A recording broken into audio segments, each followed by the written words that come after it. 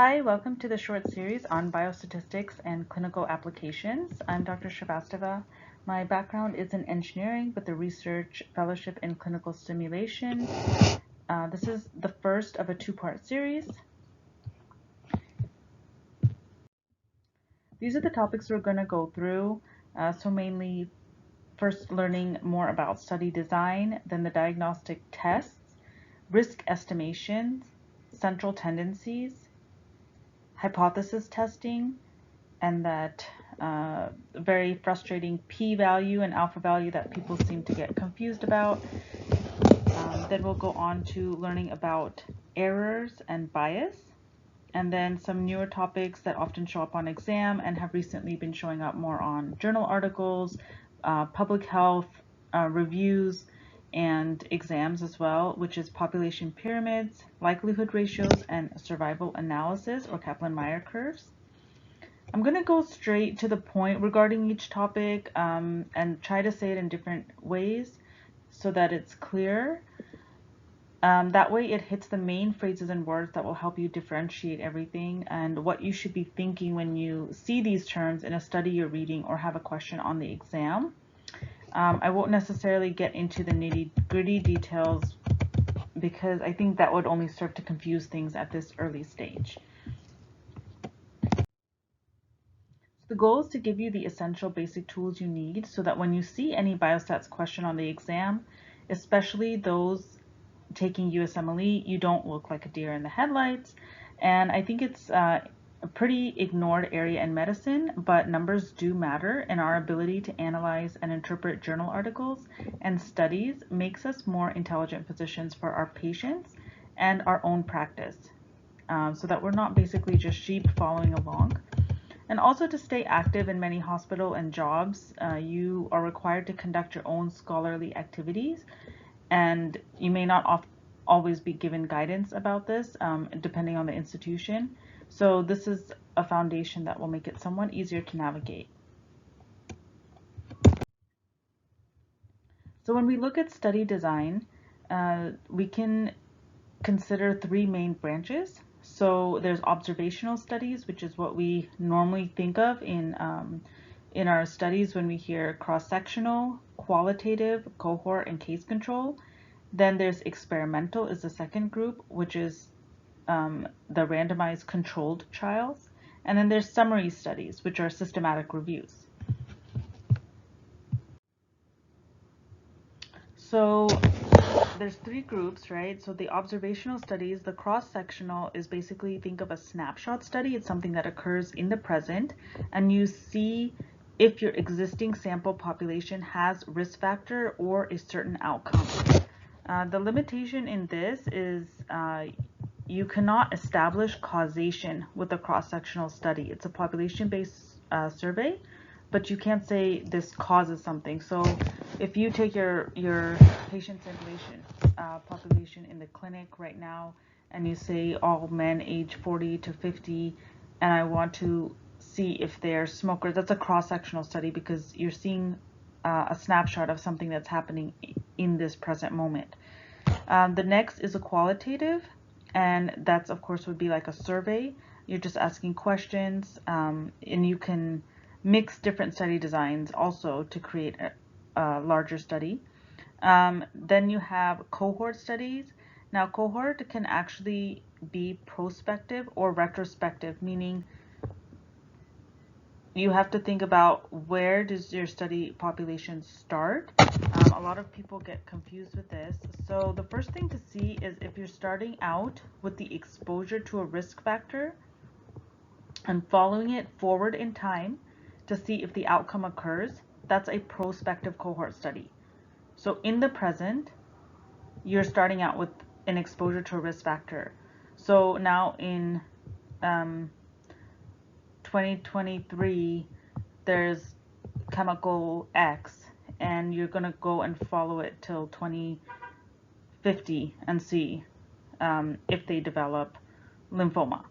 So the alternative is if you start with the risk factor, but you go back in history to see if the risk factor is present or not, and see if the outcome is present now that's considered retrospective cohort study because you're starting out with the risk factor. You're not starting out with the disease known or unknown.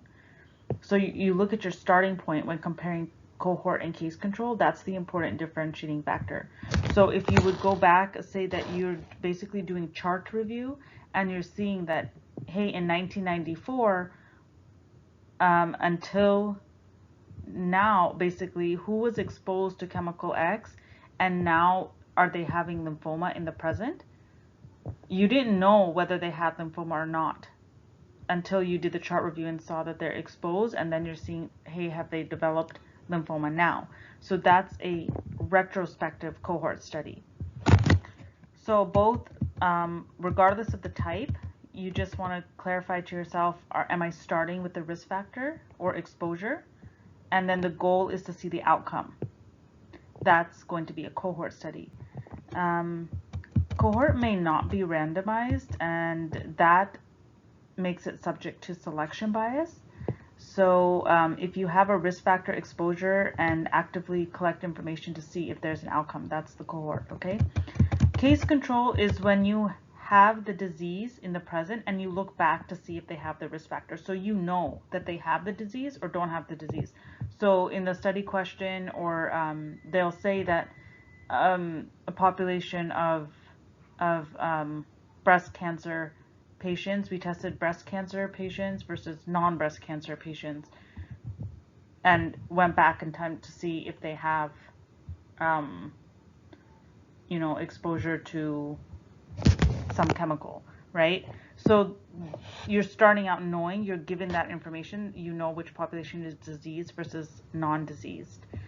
So always when reading a study design or a journal article or an abstract or critically analyzing, you want to first know what type of study design you're dealing with, because all the other factors and calculations have to do with that.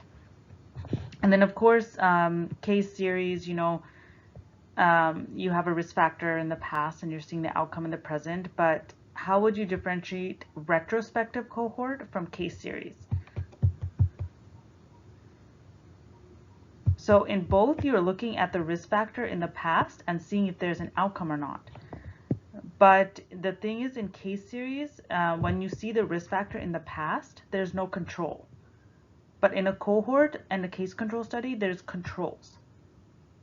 So that's the difference between case series. It's not as robust because there's no control. It's just like a case report, and then multiple of those case reports turn into case series. So there's no control for that.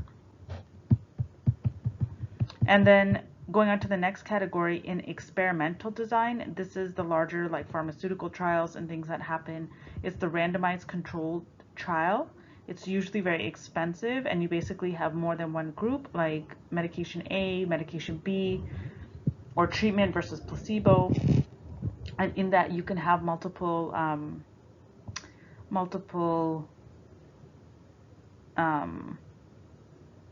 like dosage, like, so medication A, low, medium, high dose versus placebo. So all of that is considered experimental randomized controlled trial, and you're following those patients in the future to see the outcome. Just as a reminder, the 4 phases of a clinical trial. Phase 1, you're dealing with a small number of healthy patients, mainly to see safety and side effects. Phase 2 is a small number of patients as well. Small number of people, but they're patients. In phase 1, a small number of people, but they're healthy people, non-diseased people. So in phase 2, it's small number, but patients, and it's to see effectiveness. In phase 3, now you go into a larger number of people, and they are patients. So these are the typical large randomized controlled trials we think of. And that's to test safety, efficacy, and this is when we have treatment versus control arms. And then phase 4 is post-market approval, so when we're looking at long-term side effects and effectiveness. And we can see right now, for example, a lot of that is changing, and we're getting new results with these GLP-1 agonists, and people are starting to have different kind of side effects that was not maybe as well known when it was initially launched. So just also second thing with randomized control trials and just in general, because you'll hear these terms, single, double, and triple blinding. So single blinding studies, only the patients don't know, but the researchers would know who is assigned to who. Double blinding study, the patient and the doctor do not know. And then triple blinding, the patient, the doctor, and the researchers would not know basically who's getting the treatment, who's getting placebo, and the results, like specific results. Systemic review is like the summary in the third category. Systemic review are good. These are like meta-analysis, and those are a lot of times what's used in reviews, in journals, articles, like meta-analysis, and they're really helpful because it's increasing the population sample. So that helps the overall power of a study and allows like more robust data analysis. A lot of the journal articles that are good to choose for GEMS might be meta-analysis because the data is already there and it might not be as much reviewed in the GEMS studies compared to case control and cohort studies, because those are more like the popular ones, I guess. So just a few questions. So which study would you choose if there's an unusual risk factor? So if you have an unusual risk factor, which sort of study design would you want to apply to that to test that unusual risk factor? It would be a cohort study. So anytime you have an unusual risk factor, you want to use a cohort study, like if they have a rare disease or something. And then if the rare disease is the risk factor, and then you want to look to find the health outcome, that's the cohort. But if there's an outbreak or a rare disease with the risk factor in the past that you know of, that's a case control study. Okay, so an unusual risk factor that you want to assess, and that's going to be cohort, and the outbreak or rare disease with the risk factor happening in the past, that's a case control study. You want to use that kind of a design. Okay, parallel design. So these are other common experimental designs, especially when you're analyzing the journal articles. And I'm spending a lot of time on this because without understanding the concepts of the study designs, it's hard to interpret everything else and have everything else fall into place, you know. So the parallel, there's parallel, crossover, and factorial. So parallel design, patients are randomized into multiple groups. So you have a cohort of patient population, and let me just use the pointer here. So you have this cohort, and then you split them into multiple groups like drug A, low dose 1, dose 2, dose 3, and then you have the control or placebo. Then crossover, you're starting with this population, and you would randomize them into two groups, group A and group B. And then after, say, so they're randomized, they receive this drug for, say, 3 months, and then you have, say, a 1-month washout period when you're giving them just like sugar pills or placebo. And then after each of them get that washout period, and you do the washout to make sure that there's no effect of the drug that they're originally on. So say this is like a low dose and a high dose, and then you do the washout, put them on maybe standard of care or something, and then you want to switch it. So now A would receive the B drug and B would receive the A drug, or the alternative doses or the alternative medications. Then factorial design is the next one, and this one is basically where subjects are randomized into more than one group, and there's more than one type of treatment. So it's basically the subjects are randomized. So you first randomize them into, say, medication X or medication Y, and then you would randomize them into, say, exercise or counseling. So there's group A, which would receive medication X and the treatment of counseling. And then there's a group that receives medication X and the treatment intervention of exercising, and then medication Y and counseling, and medication Y and exercise. So there's two treatments going on at the same time, a medication and then a qualitative intervention like exercise or counseling. That's just an example, but in general you can use anything. Here in the example they have A and B treatment, and then A plus control, B plus control, and then just control. But most of the time it's like a medication and some other alternative treatment.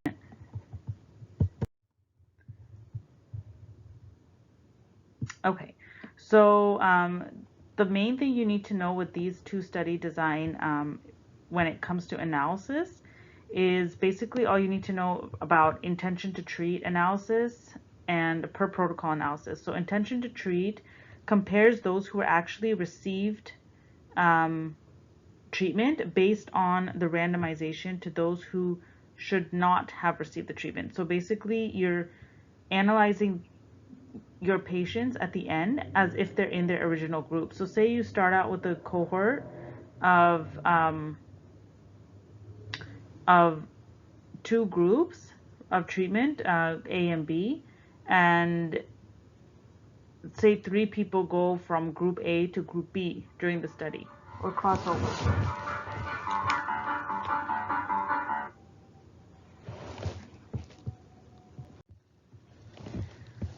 Sorry about that interruption.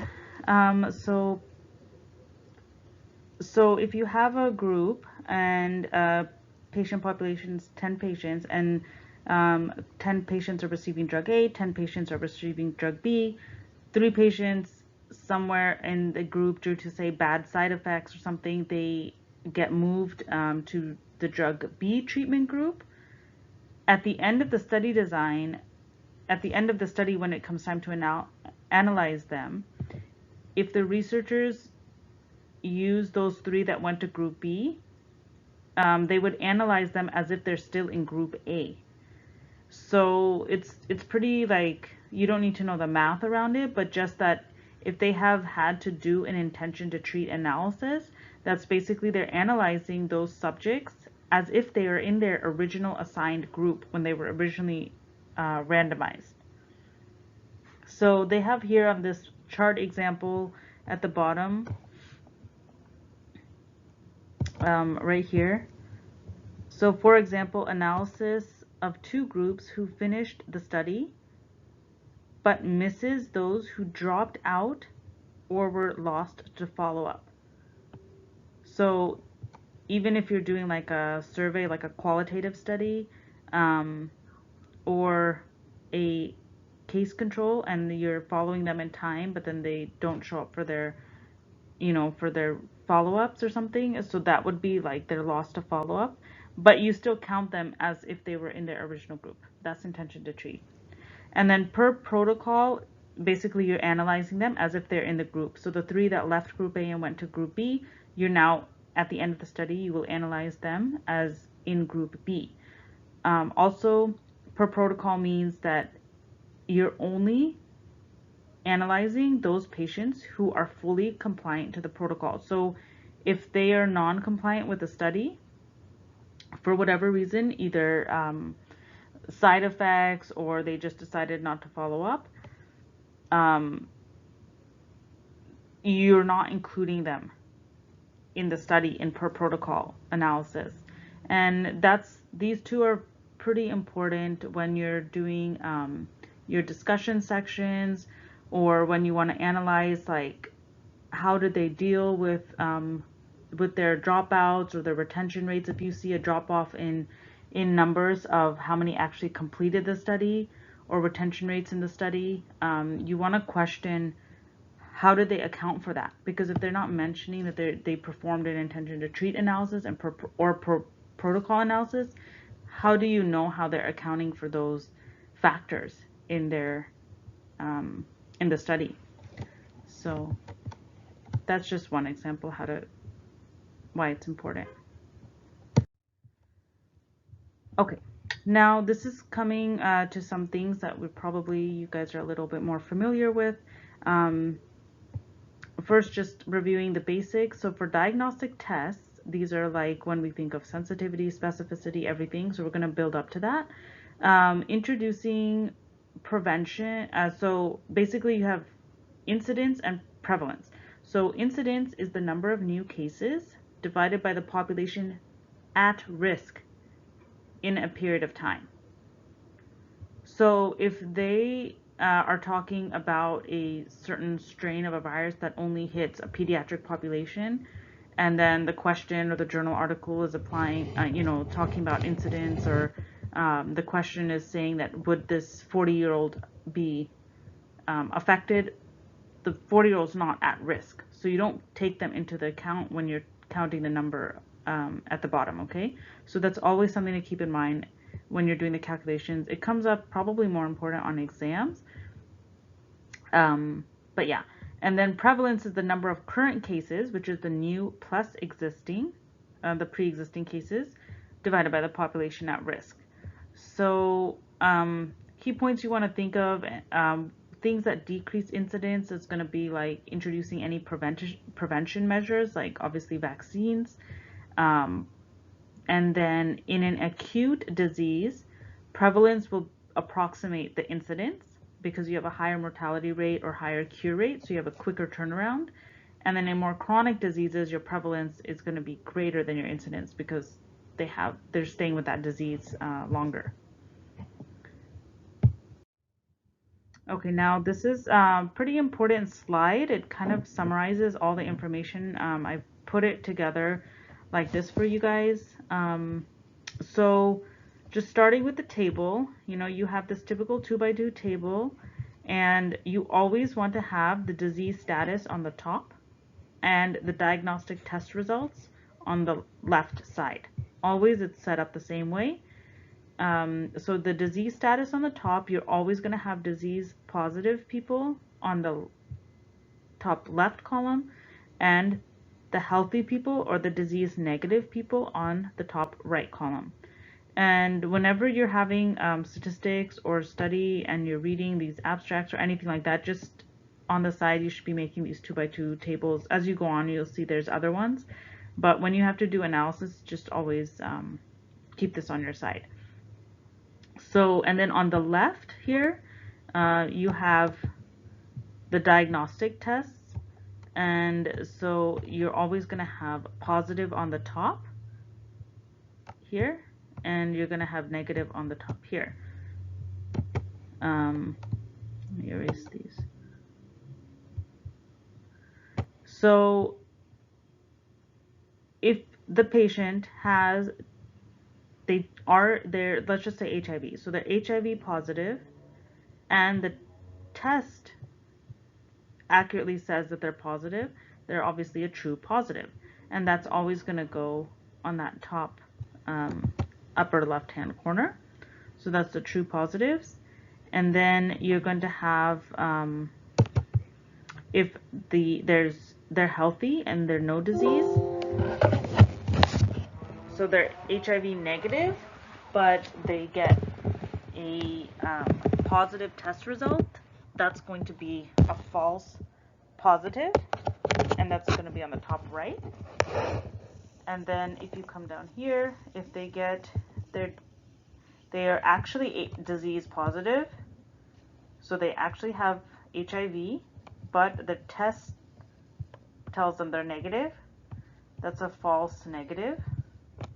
That's probably really bad. And then if they are disease negative, so they're healthy, they are HIV negative, for example, and they actually test negative, this is accurate, and this is true negative. Okay, so that's the basic setup. And then the more important thing now to follow is going up and down these columns and rows gives us our diagnostic test sensitivity, specificity, positive predictive value, and negative predictive value. So first, starting with sensitivity. Sensitivity, you always are going to start at the top here with the true positives, and go down. Specificity, you're going to start with your true negatives and go up. So that's the first thing to always remember, and then it becomes easy to get the formulas from there, because you're having sensitivity starts here and goes down. So you have starting with true positive, so you can see true positive is on the top, and then this whole column is on the bottom. So true positive plus false negative is on the bottom. Okay, don't worry about the likelihood ratio down here yet. Then specificity, we know, starts with true negative and goes up, right? So true negative is on the top always, and then the sum of this column is on the bottom, false positive plus true negative.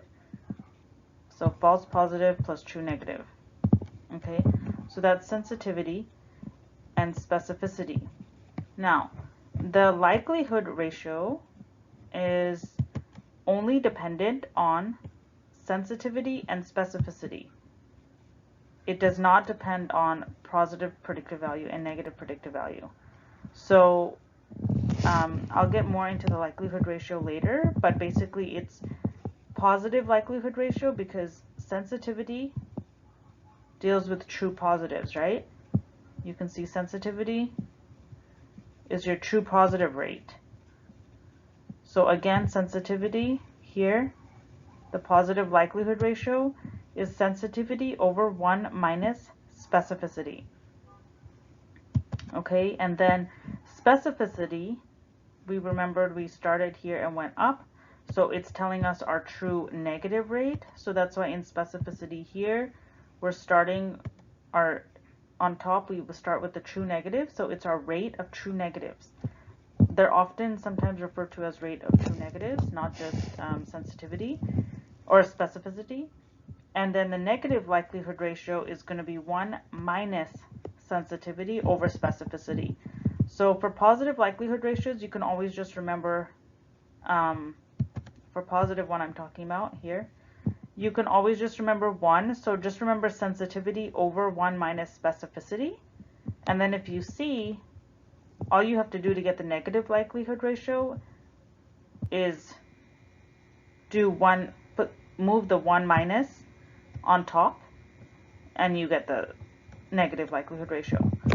So, okay, I hope that makes sense. It takes a while to kind of like settle in these formulas and these thoughts. But now let's go to the rows. So we're going to be looking this way, okay? So in considering positive predictive value, we're going to go start always over here and the true positive and go this way. So positive predictive value, your formula is only going to have positive things in it. Okay, so it's true positive over true positive plus false positive. So there's no negatives in it. Like you see here in sensitivity and specificity, you have a true negative and a true positive and a false negative. But your way to remember how to keep these formulas and these concepts different is that positive predictive value only is dealing with the positive results, either a true positive or false positive. And the formula is true positive over false positive plus true positive. And it's the rate, right? And so then your true negatives, you're always going to start with, for negative predictive value, you're going to start with your true negatives and go this way. So true negative divided by true negative over false positive. So whatever your starting point is, that's what's on the numerator.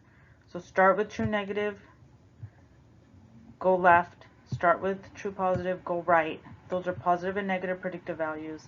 And then for sensitivity, you're starting with true positive, going down.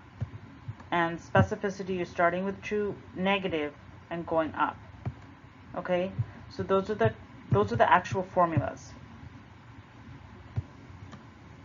Now, conceptually,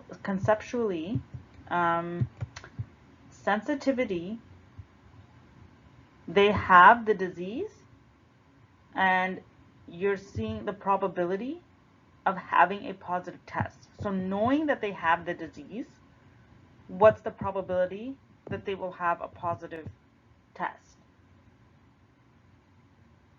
And specificity, they do not have the disease, they're healthy. What's the positive probability that they will test negative? And that makes sense, right? That because you're seeing sensitivity, you know they have the disease, that's why we're dealing with this column. And in specificity, we know they don't have the disease, that's why we're dealing with this column, right? And true negative is on top. And here, true positive, we know they have the disease, we know they have the disease, we know they have the disease, that's why we're going this way. Versus positive predictive value, what we know is that they have a positive or negative test result. So if they have the positive test result, what's the probability that they're being disease positive? So given a positive test results, what's the probability that they have the disease? Versus negative predictive value, given that they have a negative result, given that they have the negative test, what's the probability that they do not have the disease? So just think about your directions and the verbiage, and that's how to clarify to yourself what you're looking at.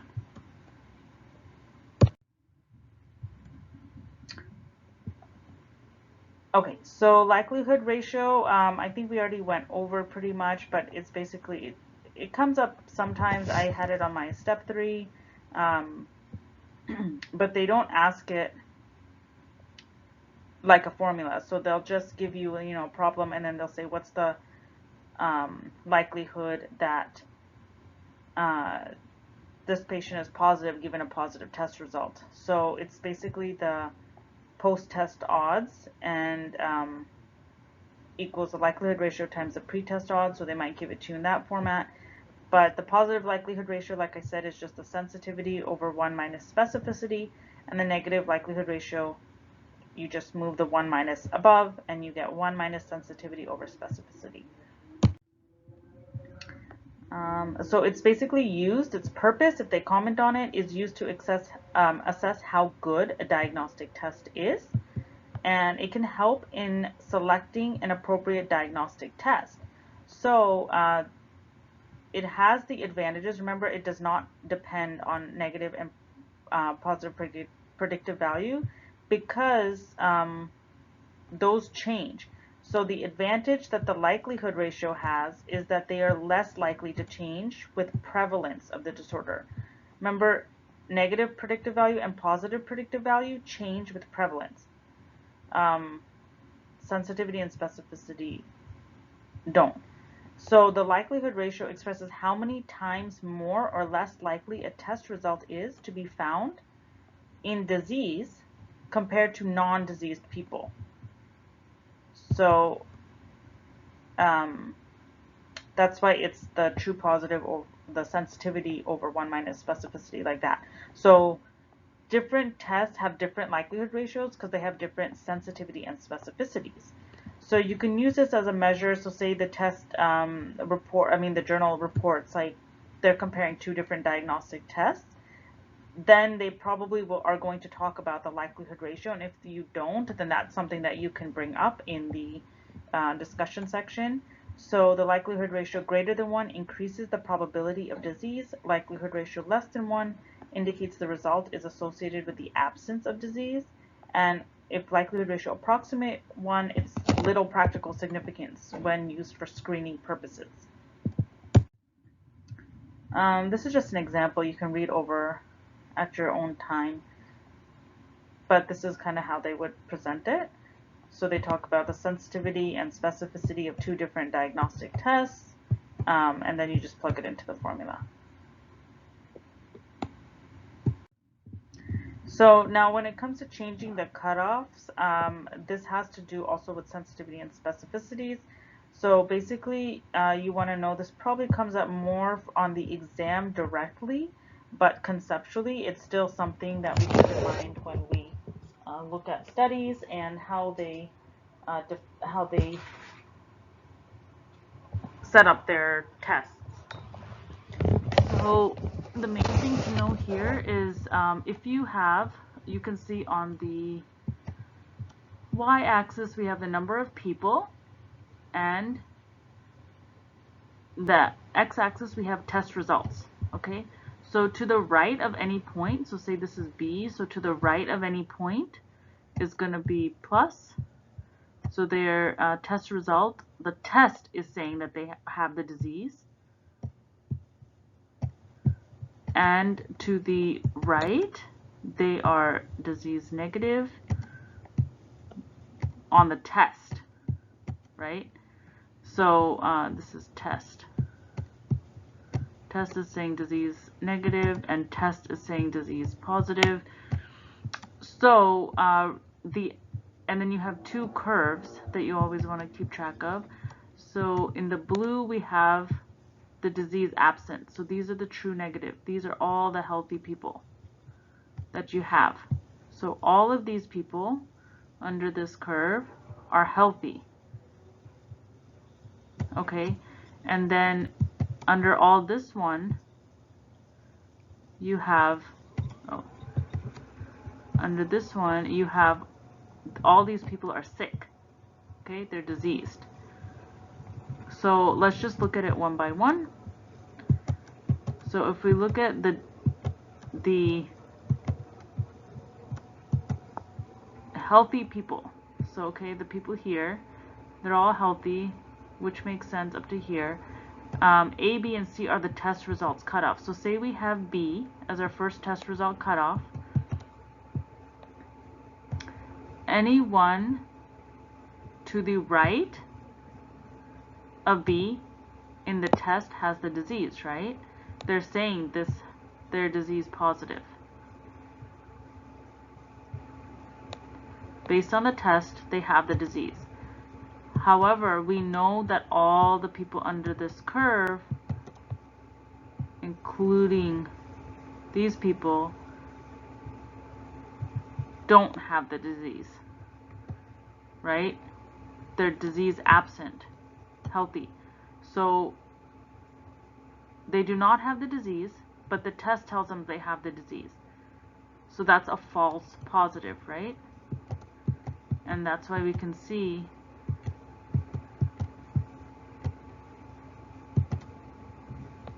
here is the false positive area. If you have B as your test cutoff. So say they have a glucose value of, like with the oral glucose tolerance test, 140 is the cutoff, right? So whoever's above that is going to test positive. But they may not actually have the disease, right? So, okay. And like that, you can go on to interpret the same thing. Like this is the diseased people, sick people, right? Sick people, all under here, right? But let's say these are all sick, but let's say we move our test statistic here to C. So now these are diseased, sick. The test is telling us that they are sick and they are truly sick, right? These ones are sick and truly sick, so that's true positive. But here we're saying they're disease, the test is saying they are negative, which is a bad thing because they are truly sick.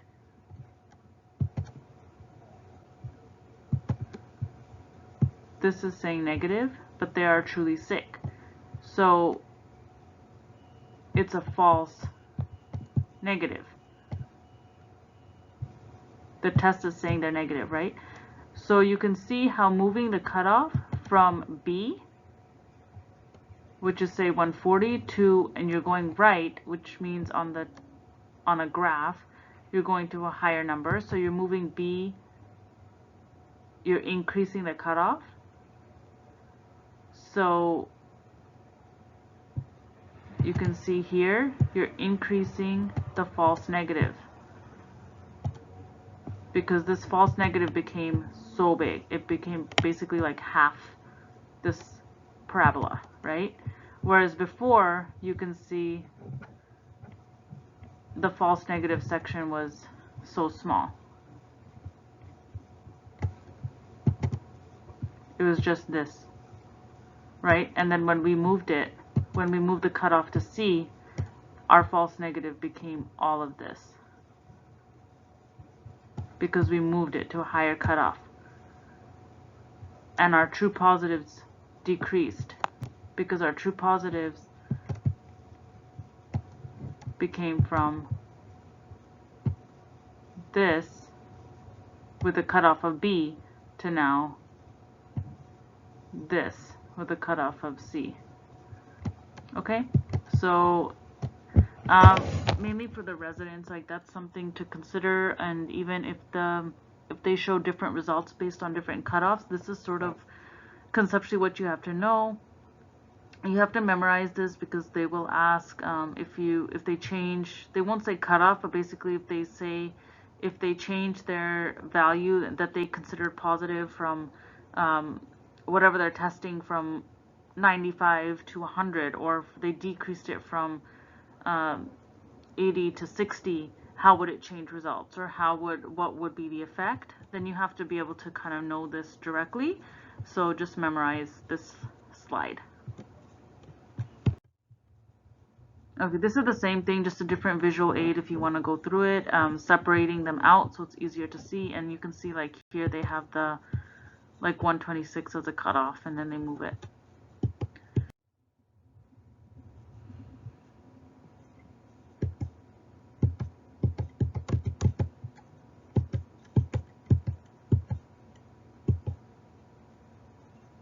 Okay, risk estimation.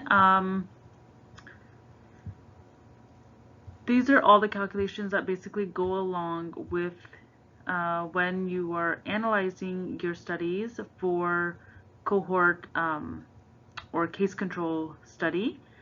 And so first you're going to have the study design, you determine like if it's case control cohort, and then you collect your data. The researchers collect their data, and then when it comes time to analyze, they want to know, so like say risk factor and disease. So say if they want to know, does smoking cause lung cancer, right? So they do their study, and then they want to know what are the odds of getting lung cancer if you're a smoker, or what is the relative risk for you to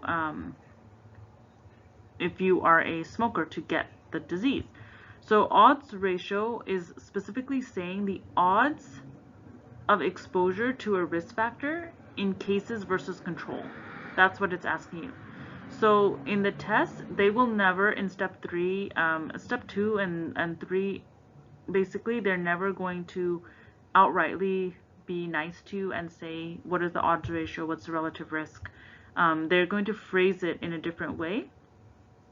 So if they're asking for the odds of exposure, that's the key. The thing you're focusing on is the odds of exposure in a risk factor in cases versus control.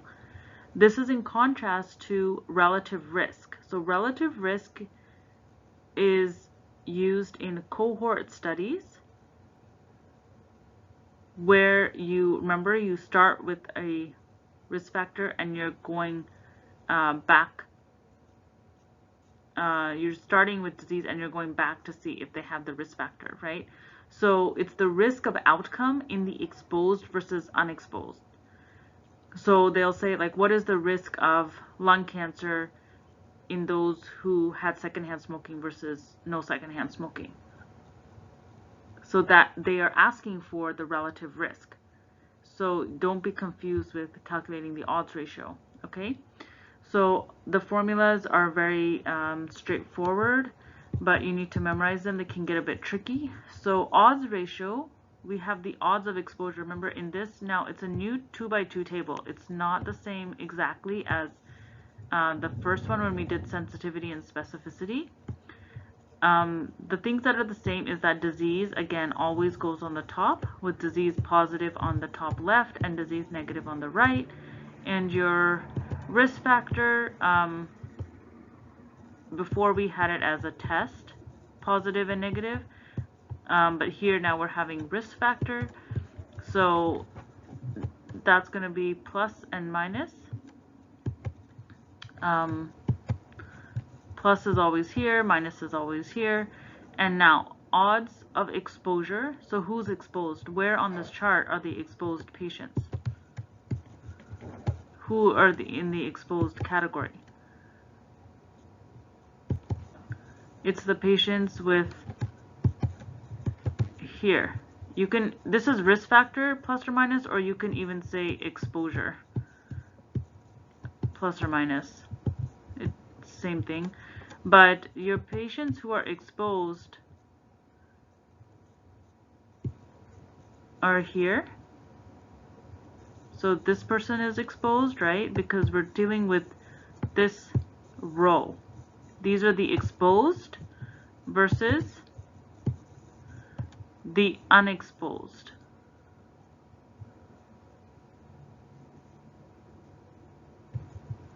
So you're going to have A over C divided by B over D. And then that simplifies to this crisscross AD times BC. But the only reason why it's not always good to memorize it as AD over BC is because this graph is not given to you, so you have to construct it. So you have to be able to place it in your numbers in the right category. So you need to know that it's the ratio of A over C divided by B over D. So that way it keeps it clear on what ratio you're actually comparing. Relative risk is A.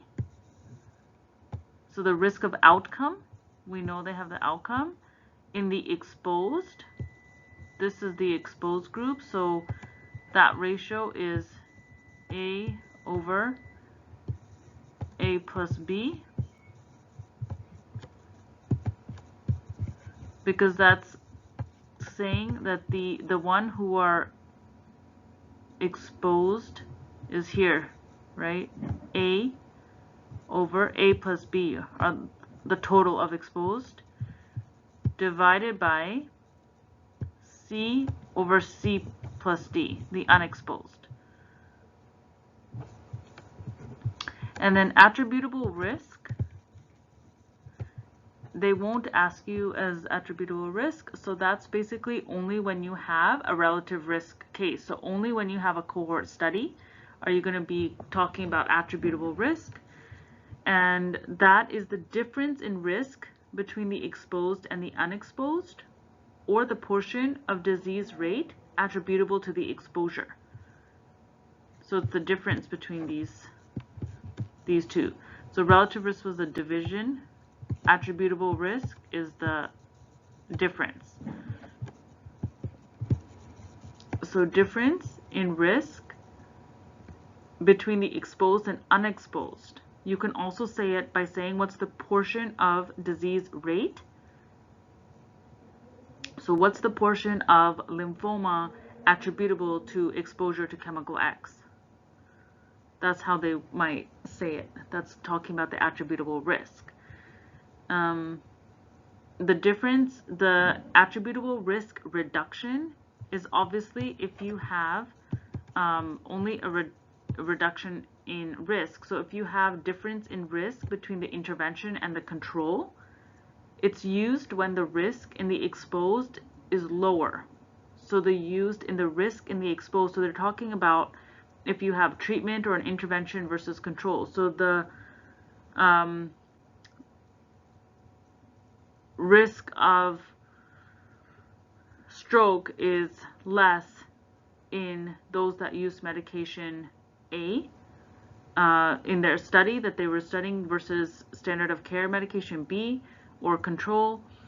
So they found that that medication A, the risk of stroke is less. So the risk in the exposed here, they're talking about the exposed person, can be a good thing, it can be a positive thing, it can be exposed to treatment. It doesn't always have to be a negative risk. It's just the verbiage that you want to keep consistent so that you know what you're talking about. So the attributable risk reduction is the difference in risk between the intervention and the control. It's used when the risk in the exposed is lower than the unexposed, or you can say the proportion of patients who are spared the adverse outcome as a result of having received the treatment. Then you have relative risk reduction, which is 1 minus the relative risk. So that is the relative decrease in risk of an adverse event in the exposed or the treatment group versus the unexposed. So that's very important to keep clear from relative risk, because they might ask relative risk, remember, was risk of outcome in the exposed versus unexposed. Relative risk reduction is a 1 minus that, so it's a relative decrease in risk of an adverse event in the exposed or the treatment group is the same thing as the exposed if you're dealing with a controlled trial. It just depends what kind of study you're dealing with. And then the attributable risk percentage is the excess risk in exposed patients that can be attributable to the risk factor or the intervention. So the excess risk in the exposed patients that can be attributable to the risk factor or the intervention. And population attributable risk is basically the excess risk in a population. So you're applying that to the population. So you have this ratio here. And then remember, in case control studies, you're going to want to calculate the odds ratio. And in cohort studies, you're going to want to calculate the relative risk.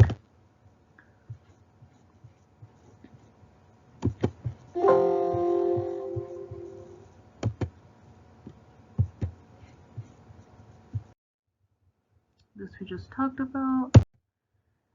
This is just to give you a reminder on the different types of data. So we have qualitative and quantitative. Qualitative is like your nominal data, ordinal data. So nominal is like categories, like 2 different categories, like gender. There's no order to it. There's no numerical value. Ethnicities. And then ordinal is, there is some order to it, but there's no, they're not quantitative. It's just still qualitative, like A, B, C, for example, for letter grades. And then quantitative data, you have discrete, which is like number of students in a class, and then continuous, which is like height or temperature. Those matter because depending on the type of study design and depending on the type of data, that's what tells you what type of analysis you need to have done for your study. And so if they give you, for example, in a test question that you're comparing 2 categorical data, you're looking at, and it's a larger group, say 10,000 people in the study, they're going to talk about a chi-square test. If they're a smaller group, say it's a local institution just at a community hospital with, 50 people, you're going to do, but they're both categorical data, you're going to do a Fisher test, okay? And then what we're most familiar with is if you have a numerical and a categorical section, this is going to be a t-test. When you have 2 groups, you're comparing 2 groups. So for example, in this study, each student is their own control. So I had 2 groups. So student A, when they take their pre-test and their post-test, they're their own control. So I have the categories and I have numerical values of their test results. So I would use a t-test analysis. Okay, so, and then if your independent variable is numerical and your dependent variable, meaning your outcome, is categorical, you would do the logistic regression. And if your outcome is numerical and your independent variable is also numerical, you would do Pearson correlation or linear regression. And Pearson correlation, I think we're mostly familiar with that graph. I'll show it to you in a few minutes. But this is the chart that you should make. So there's a couple 2x2 tables that you should always kind of be able to recreate, and that'll get you through most of the situations. So now hypothesis testing and error. Basically for this, I'm going to start out talking conceptually about the idea of null and alternative hypothesis. So first, the idea of hypothesis testing is that the hypothesis is what are the researchers trying to find, what they actually expect to find. So let's say that we are trying to study the association between gender and alcoholism. So the null is that there's no association between gender and alcoholism. So the null is always going to be something that you create that contradicts what you're looking for, contradicts what you expect. Then the alternative hypothesis is an association between gender and smoking. So you're keeping it open. It might be males or female. It might be up or it could be like up or down. You don't know that part. It's just what you expect from your study. Okay, that there is an association. You don't know if it's a positive association or negative association or anything like that. It doesn't mean if you end up finding something different, you are wrong. That's just the setup. Okay. And then when we talk about errors,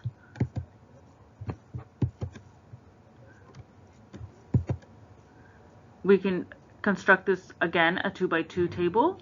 So we know that there's a difference always between the concept that there's a difference between reality and your study findings. So this is always the setup. Reality is going to be on top with positive on the upper left and negative on the upper right. And study findings, you have positive on the top and negative on the bottom. So you may find a difference, but there could be a million reasons why the study findings may not be true. So maybe there's a mistake in data collection, maybe your patients are not giving accurate responses, maybe there's dropout, maybe the population size is too less, maybe, all those different reasons. So if your study finds an association, so your study is finding a positive, positive means you found an association. Not that it's a positive result, not that like, oh, it's a good result from the drug interaction. It just means you found a association. So, and in reality, an association is existing. That's a true positive. Of course, the ideal situation. That is called power. And that statistic is defined as 1 minus beta. So the alternative again is that your study is saying, yes, you found a difference. In the reality, there is no difference. And remember, our null hypothesis said there is no difference. So we're saying, basically here is saying, yes, we're accepting the null, but, so in reality, this is saying that in reality we're rejecting the null because your study is saying that there is an association, but the null hypothesis says no association. So you're going against the null, right? So you're basically accepting the alternative hypothesis. So you're saying an association here, but in reality there's no association. So you just made a false positive, a type 1 error. Type 1 error is also called alpha. Alpha is the probability of making a type 1 error. They're saying the same thing. And alpha is set at the beginning of the study design. Okay? And then, of course, you go down the other column. So if your study saying that there is no association between these two things. So say, did my drug have reduces diabetes. No, there's no association between this drug and diabetes, or there's no association between smoking and lung cancer. But in reality, there is an association. So that's, your study is telling you a false negative. So that's the risk of a type 2 error, or beta. So you need to know this in order to figure out your power. And then, of course, if your study is telling you that there is no association, and in reality there is no association, that's a true negative. Okay, so basically in the exams you don't need to spend too much time on these. You should be able to make this table quickly. Just remember that type 1 error is an alpha, and your study shows a difference between two groups. Your study is showing the difference between two groups, but you are actually wrong, because in reality there is no difference. So you are incorrectly rejecting the null. So here your study said there's a difference, so you reject the null.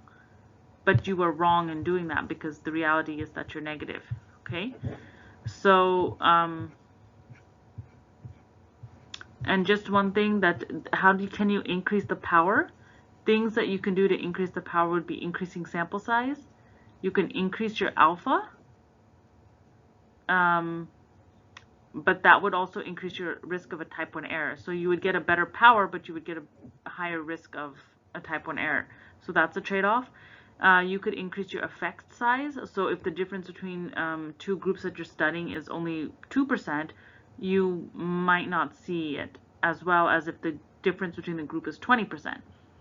The other thing is you can decrease the standard deviation, because the more narrow the standard deviation is a measure of variation in your study. So the more narrow that is, the more precise your study is. So if you decrease the standard deviation, you can increase the power. And then what you're doing is you're comparing your p-value, which is the percent of you making the type 1, like percent that you're willing to accept that you're going to make a alpha error. So if your p is less than alpha, you're going to reject the null, and you're accepting the alternative. So here, just once again for you, a hypothesis testing, you're saying null is no association. Alternative hypothesis is yes, there's an association. So alternative hypothesis is always what you're trying to do. The null hypothesis is the opposite of what you're trying to do always. That's how it's set. The alpha value is preset. So you're choosing, I'm willing to accept a 5% probability of a type 1 error, which is I'm willing to accept that when I reject the null and say that there's an association, if I reject the null, I'm rejecting the fact that there's no association. So I'm left with, yes, there's an association, right? So alpha value, how much are willing, when we say alpha value is 0.05, or I mean p is less than 0.05, p is less than 0.01, the 0.05, 0.01 is the alpha value. That's preset. The researchers determine that when they are setting the study, and in general, like the scientific community, you don't need to know the math behind it, but basically that's how it's set. So you're either willing to accept a 5% or a 1% probability of being wrong when you reject the null and accept your alternative hypothesis, saying that there's an association in your study. The p-value, you can only get the p-value after you've done your study analysis. So in the beginning, in the methods section, journal articles may comment that alpha was set to 0.01. And then they have their results, whatever their methods, and then they have their results, and then in their results they'll say such and such result was found with a p-value of 0.001, right? So 0.001 is a p-value that they found from running their analysis, like a chi-square test or the t-test or the ANOVA. When they ran those tests that we talked about earlier in that 2x2 table, they got a p-value that was 0.001, which is less than the alpha that was preset before they started the study, which was 0.01. So they can reject their null and say alternative, okay?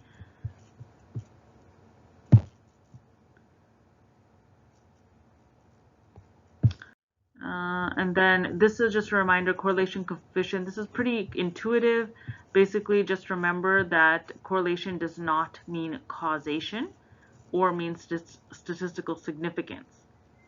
So, and also R is 0 is no association. It's not related. That would basically be like this bottom right graph. And then your R value ranges between -1 and +1. So this, anything that's positive correlation going up, as something gets larger, the other one gets larger, that's going to be a +1. And weaker correlation is going to be like a 0.8, 0.7, whatever, depending on how scattered the results are. And if it's really scattered, it's basically 0. And remember, the strength of the correlation is the absolute value of the number. So if it's negative point, if it's, so this is negative, this moderate and negative correlation graph going down is like, say, negative 0.5. But the strength of this correlation, the strength of how, let's say this, let's say the y-axis is weight and the x-axis is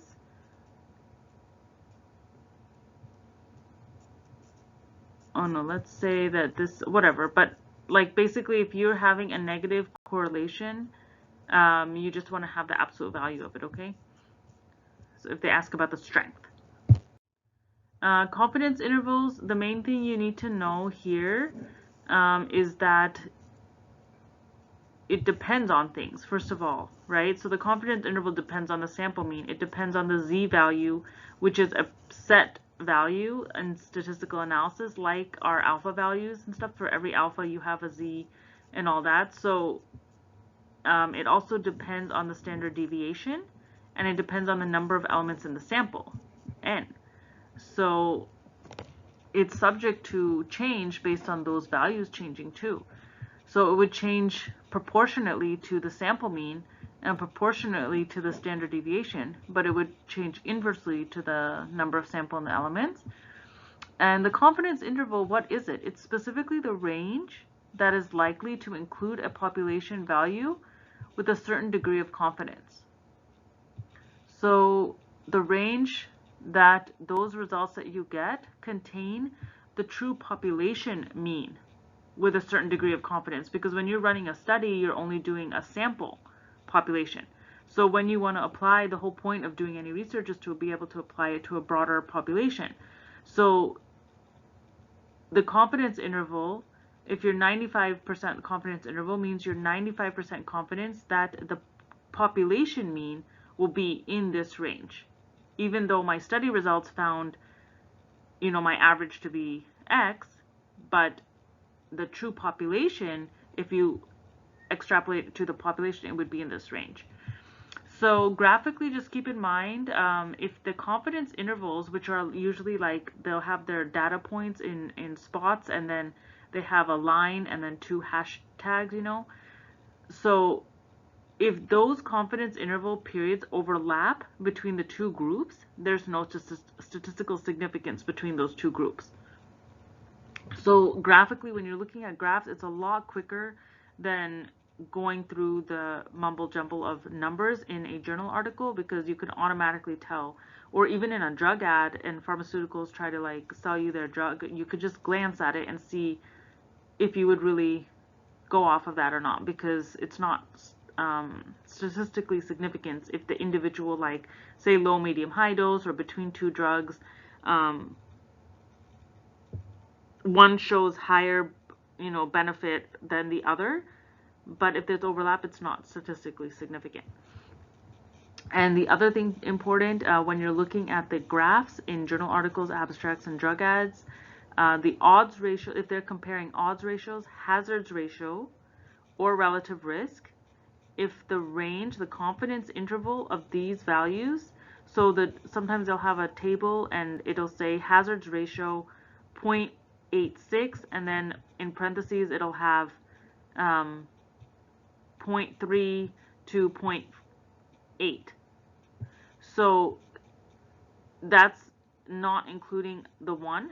So it's statistically significant. If that confidence interval in the parentheses next to that number of that odds, hazards, or relative risk numbers, if it includes 1, say the range goes from negative 0.3 to 1.7. Now in that interval, it's containing 1, right? So you always want to see, so it's negative 0.5, and then here's 0,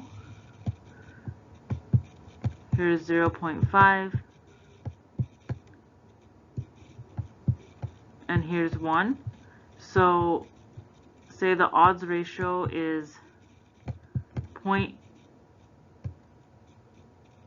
negative 0.3, so that would be like right here, let's just say, to 1.7. Now you've included 1. 1 is in this range. So null value means that for that association that they are trying to give you data on, that is not significant because the confidence interval contains the null value. Same if the chart is reporting mean difference or the correlation coefficient of 0, and it contains 0, the mean difference, and that confidence interval contains 0, is not significant. This is just a refresher, mean, median, and mode. So mode is the most frequent, so mode most, just remember that. Median is the middle, it divides things in half, the 50th percentile, and the mean is the average. The good thing about mode is that it's unaffected by extreme values. That's the important thing to remember, and that's the main one. So, and then measures of central tendency, the skewed graph. So you often get these, and you can see how the mode is the least affected. So in a normal distribution, like our normal exams and stuff, we have a, highest 95th percentile and bottom half and negative top half. Everything is the same. Your mean equals your median equals your mode. There's no skew. But if they say it's positively skewed, that means the tail is going towards the positive side, and most of the data is here on the left. So your mode is the highest, your median is always in the middle, and your mean is to the right. Your mean is always to the right. In a positive skewed, your mean is to the right. Your mode is always the highest peak. So here again, your mode is the peak. Your mean is to the left now because it's a negatively skewed. So which means your tail is going negative this way. So your mode is the top, your mean is the last one, and your median is in the middle, the 50th percentile. This is just a reminder of measures of dispersion.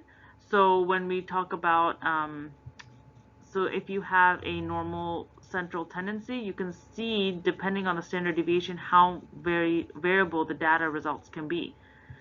So just remember that the first standard deviation, I think it's on the next slide. Yeah, the first standard deviation, plus and minus, contains 68% of your data points. 2 standard deviations away, plus and minus, is containing 95% of your data points, and 3 standard deviations away is containing 99.7% of the data points. So if they're asking or talking about how many individuals were above 2 standard deviations above or in the top 5 2.5%, that would be basically here. We know this is the 95 percentile, so above 2 standard deviations this way is 2.5, sorry, and this way is also 2.5. So total 5% are outside the standard deviation, right, to equal 95%. So like here we have 68%. So if we say what what is the percentage if you have 100 students, and what are the percentage that are in the one standard deviation above the mean. That's talking only about 34%, not 34 and 34%, because this 34% is below the mean. This is the mean. So this is a useful chart. Receiver operating characteristic analysis actually was developed during World War II to analyze classification accuracy in differentiating signal from noise in radar detection. But it's a useful tool in evaluating the performance of diagnostic tests and more generally for evaluating the accuracy of a statistical model. And it classifies subjects into one or two categories, like diseased or non-diseased. So basically, it's a plot of sensitivity on the y-axis. Remember from our formula, our 2x2 table.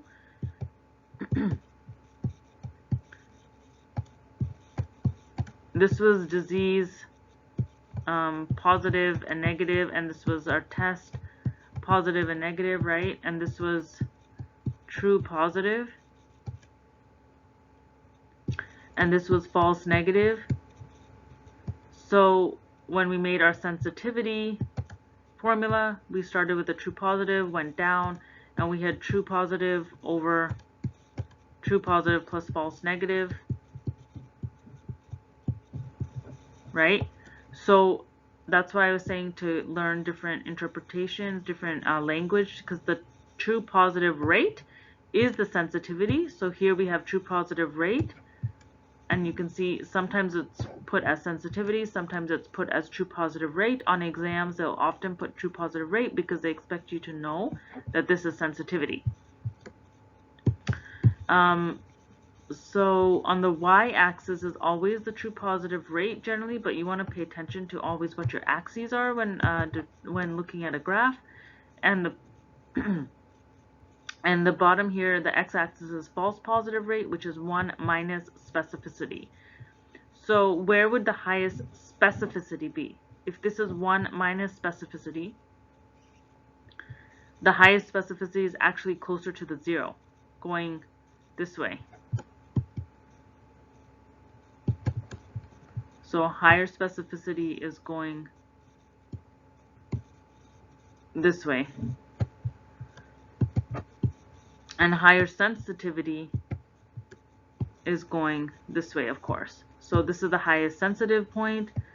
This is the higher specificity point. So this versus, so A versus B. A is higher specificity.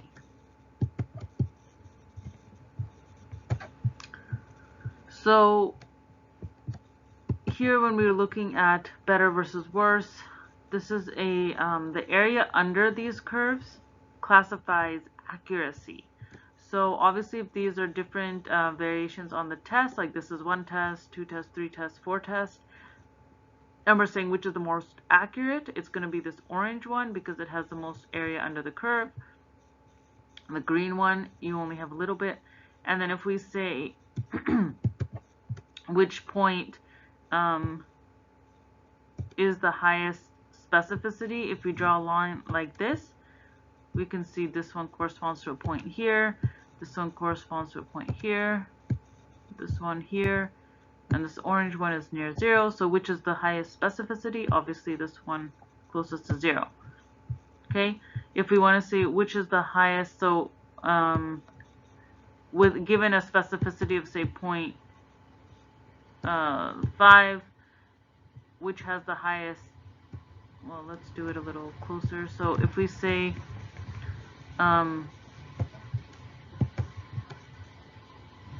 the specificity was like 0.2, which would have the highest sensitivity. Obviously this one, this orange point would, right here actually, right? These are lower on the y-axis where they intersect. Okay, this is kind of important. So confounding and effect modification are basically when an effect, when there's a variable that's affecting the results, the statistical significance. So ways to decrease confounding is regression analysis. So you can perform a regression analysis, you can do matching, you can do randomization. These are just different statistical models. But basically, confounding bias is basically when no true association between the exposure and the outcome exists. And um, once you account for the co-founder. So before that, it'll look like something exists. But after you do stratification for the co-founder, there's no association. So you might have result. So um, smoking and lung cancer may have an effect, but once you stratify with for those who drink alcohol versus those who don't drink alcohol, now there's no statistical significance. Okay, so that's no true association once you stratify. Effect modification, there is a true association between exposure and outcome, so you'll still see that effect after you stratify, and it might be a greater outcome or like a greater association between the two factors. Kaplan-Meier curves, this is a survival analysis. Basically, it's a time to event data. So you'll see these a lot in journal articles. So it's much easier to just look at the graphs than interpret the reading. So time to event data analyzes the longitudinal data on occurrence of events. So they're saying that in the beginning, you start out with a population of 100%, and then based on your time, you're seeing how many people are left. And I'm not going to get into the analysis of it, but it's very easy kind of to create. But you don't have to create it to analyze it in the journals. I just want you to know the concepts around it. So the events can be anything. It can be death, it can be injury, onset of illness, it can be recovery. So pay attention to what they're using this graph for. It can be transition above or below a clinical threshold of meaning, like a meaningful variable, like a CD4 count. So say they're testing a new drug for HIV and they want to see its effect on CD4 count. They'll start out with a population where everyone has a high CD4 count, and then as the months go by where they're using this drug, they'll see maybe a threshold of how their CD4 counts are or something. So survival analysis means just that, like how many people basically die off and stuff, and then that's what these dips are, because how many people are left at this point? Now there's only 80% of the population, then one dies off, then how many people are left here, and then so they keep graphing it like that. So basically the survival probability percent, so if you have the 50th percentile, that's how you would look at this graph. So that's about like 8 for this group 2, and the 50th percentile here for group 1 is about like 22, 23. So that's the 50th percentile, and let me see if there's something else. Oh yeah. So the other point is that this Kaplan-Meier curves allows you to account for censored data. Basically, if patients are dropping out of the study, how else are you going to represent that? You can't do it in any of the other ways that I've shown so far. So the only way to see kind of how to do that is in a Kaplan-Meier study. So usually when you have a drop-off, let me do it in purple here. So usually when you have, see, this is a big step. Oh, let me do it in purple. So this is a big step here. So usually before that, the step before that is where you have patients dropped off here. So between year maybe 6 and 8, patients dropped off, and so then you see the step after that is where you'll see the effect. And so if you were asked,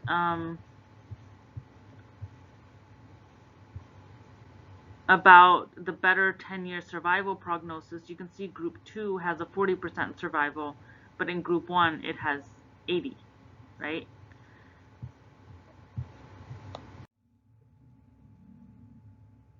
Okay, these are the population pyramids that are starting to come up. So this is basically an age gender pyramid. It's a graphical illustration showing the age sex distribution of a population.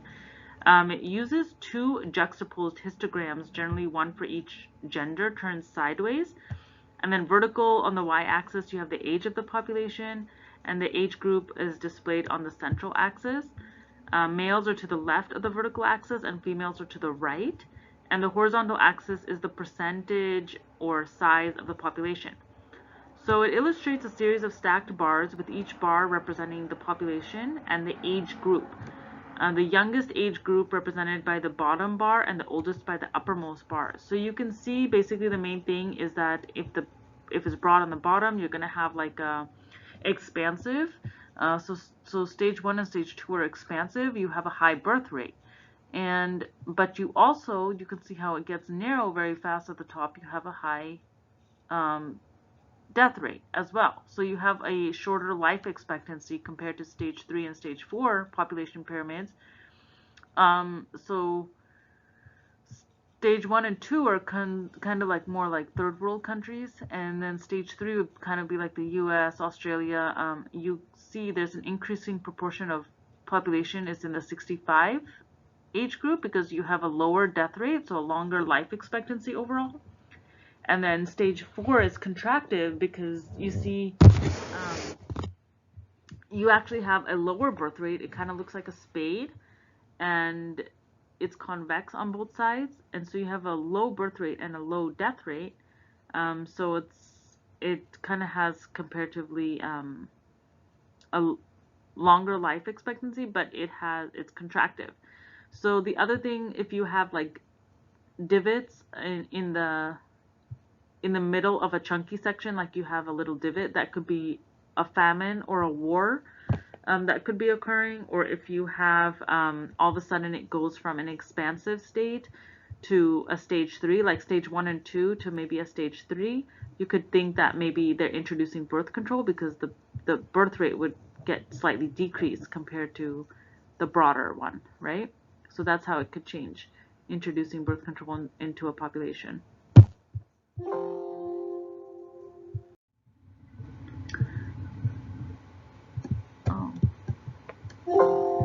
And then there's just really quick types of selection bias. The main thing is ascertainment sampling bias, so where the study population is differing from the target population. So if you're studying this on 16 to 25-year-old females, like say some birth control on 16 to 25-year-olds, and then you're wanting to use it in 25 to 40-year-olds, you're studying your population in a different thing than what you're trying to target. So a good example is even the GLP-1. They were studied in diabetics. They were never studied and never designed to target population of obesity. The diabetics may have been obese, but they were not studied in a non-diabetic obese population individually from its get-go. That may be ongoing now, but that's not what the study population was for. The other thing is like non-response bias. So basically if you have surveys or questionnaires or studies that people don't like to do, like take tests for biostatistics, you get non-response bias. So basically people don't participate as well as you might have hoped, and so you get like you'll get dropout, or they might respond in some other way. The non-responders may differ in some way from the responders, like maybe they're poor, or they don't have access, or they are different in education level. Something like that would give a non-response bias. Bergson bias is the disease is studied using only hospital-based patients. So if you are studying childhood lymphoma and you're only doing it in a in a children's hospital patients versus in the public, the population, that's predisposing you to Bergson bias. Prevalence or Neyman bias is exposures that happen long before the disease assessment, so can cause the study to miss diseased patients that die early or recover. Attrition bias is significant loss of study participants, may cause bias if those are lost to follow-up differ significantly from remaining subjects. And then observational bias are different ones. You can have recall, observer bias, and reporting bias, and surveillance bias. So that's basically it. It was kind of lengthy, but I tried to, because it was a recorded version, I tried to go through it a little bit better for you guys so you can pause and review as you need to. And the second part will be coming up, okay?